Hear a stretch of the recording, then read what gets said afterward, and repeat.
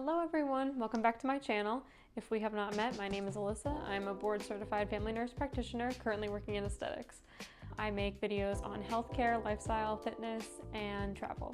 So if any of those sound interesting to you, go ahead and subscribe and follow along for more videos. Without further ado, here are 5 things that I did to become a nurse practitioner. So number 1, I got my BSN RN, which was a 2+2 program. I got my first 2 years done with prerequisites, things like that. I got them done both at University of North Florida and then also at a local community college, just to save some money. I then applied with those credits based on my GPA and extracurriculars, things like that, to a bunch of different nursing schools. And I received a full ride to Palm Beach Atlantic University, which is where I obtained my BSN RN. Both before I applied to my BSN program and during my program, because I knew I had always wanted to go the NP route. I interned anywhere and everywhere you could think of: nursing homes, hospitals, doctor's offices, surgical clinics. I would do some surgery internships where I would fly to, in Indiana, for example, and go watch a surgeon up there, and then I would go to New York and watch a surgeon in New York. So just to gain as much experience as I possibly could, because I knew that I wanted to apply to the NP program, and you need to stick out somehow, you know what I mean? So that's what I did to try and seem a little more well-versed. Between my BSN and MSN for NP, I worked in the emergency room for about 6 months. And I did that for a few reasons. I think one, the emergency room is a very you sink or swim kind of environment. It teaches you anything and everything you could know because you have to learn. You have to very quickly. So I think it really helped me kind of generate a foundation for, just fundamentals of nursing, and not so much NP just because I was still a nurse at the time, but definitely helped me develop my skills, hands-on, and then also quick critical thinking and decision making. So that helped me a lot, and it definitely helped me for some of my classes as an NP, where there were things where you have to, once you're in NP school and you're an NP, you have to make the medical decisions. You have to drive the bus. So different. So I do think that the hospital and the ER help kind of prepare a little bit better. If I would have just went on from BSN to NP without anything in between, I think I probably would have struggled a little more. Obviously, if I would have worked a little longer, it probably would have been even better, but I knew that I always wanted to be a provider, and I really had no desire to be a nurse for longer than I needed to be. There's nothing wrong with that, and it's just something that I always wanted to do. Everyone's different, and some people, they work for 10, 20 years and then they go back to NP school, and it's whatever suits you. Don't let anyone tell you that you can't be an NP right after school because they think you should be a nurse for 20 years first. It's okay. You can go be an NP, you can go be a nurse, you can do whatever you want to do. It's your life. So do what you want to do. That one went on a little longer than I wanted it to. I kind of got passionate.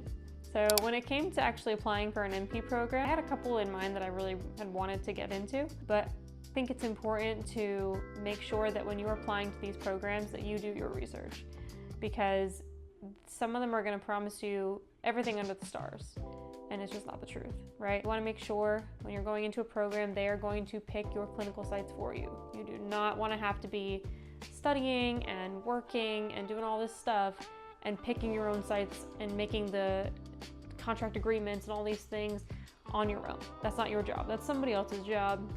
So you get what you pay for with that. Definitely want to find a university that has a history of making the selection for you so that you don't have to do it.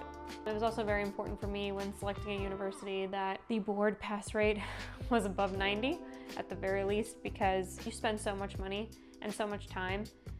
You don't want to go through the stress of schooling. And the program I was in, for example, I went to FIU for my graduate program, and we had to have above an 85% in every single class.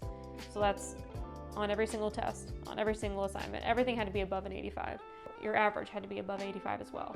So, you worked really hard and you paid a lot of money, still paying for it. So you want to make sure that, with all that being said, at the end of the finish line, everybody isn't failing for some reason. Unexplained reason, the whole class has a pass rate of 62. you don't want to be in a situation like that because you've just wasted so much time and money. So the program I selected, luckily, they had one of the best. The state of Florida, the pass rate was one of the best. So, and they picked our sites, which was a blessing and a curse. It was nice that I didn't have to pick my own site. However, opposite hand of that, they do place you in spots that you might not want to go for a couple of reasons. It might not be the specialty you want. It also might be an hour and a half away. And all they say to that is tough cookies. So, and then lastly, number 5, as I was saying, you will list, like, in terms of your clinical placement, like 1 through 3 places that you want to go. I think it's really important to select, even if it might not be like the closest to or your favorite specialty or XYZ, whatever your dream placement, pick the placement that is the most challenging on the list, because you want to be prepared as an NP for anything and everything, right? I fortunately stepped out of school and I fell into aesthetics. It was a very lucky thing that happened to me because that could have not happened. So I'm very fortunate that had the opportunity to pursue a career in that. Most of the time that's not the case, right? So my preceptorship, majority of my clinical experience where I did over, I don't remember the number of hours, but I would say like 60% of clinicals was spent in a very intense emergency room on Miami Beach with a preceptor who was actually a professor in our program who was she was no joke. You had to know your stuff, you had to know it now, and if you didn't, there's the door. When you're in the moment and you're going through all that and you feel really stupid because you walk around clinicals feeling like a big dummy all the time, you're just like, what am I doing? I shouldn't be doing this. I'm not cut out to be making medical decisions on someone's life, right? This is not for me. I'm not ready for this. I can't do this. And that's a very normal reaction. Everyone feels that way. It's the nice thing about being in a program, right? You can go and call your friend who's in the clinical with you and you guys can cry together. It's okay.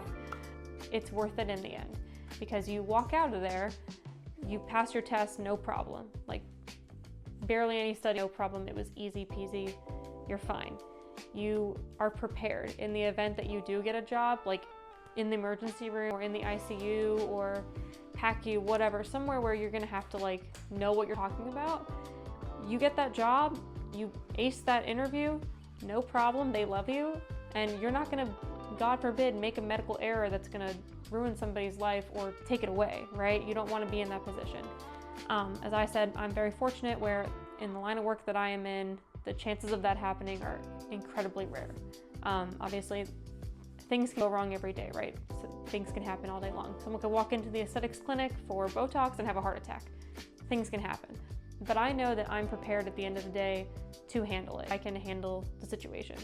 I don't need to flounder around and search through a textbook in that moment to figure out how to use someone's EpiPen or something like that as an example. It's very important that when you are selecting these programs and you are going through this track, if this is what you want to do, number 1, make sure that you really want to do it because it's not something you just do because you're bored, you know what I mean? Like you have to really, really want it because it takes a lot out of you. I gave my 20s to be an NP and it was the best decision of my life. I'm really, really glad I did and I love where I am at life now. But for a while, it really sucked. It really, really did. Almost all of my clinicals and my schooling was always an hour or 2 from where I lived at the time. So those commuting an hour or 2 hours there, an hour or 2 hours back, whatever, and the shift was 12 hours. And then, you school during the day. If it wasn't a 12-hour day, it was a 10-hour day. So, it was very exhausting. Spent a lot of money, but it was worth it. And I'm very happy I did it. And if I can do it, anyone can. Because if you know me personally, you know that by the grace of God, here I am, pretty much. So those are the 5 things that I did. I'm gonna be making more videos like this in the future.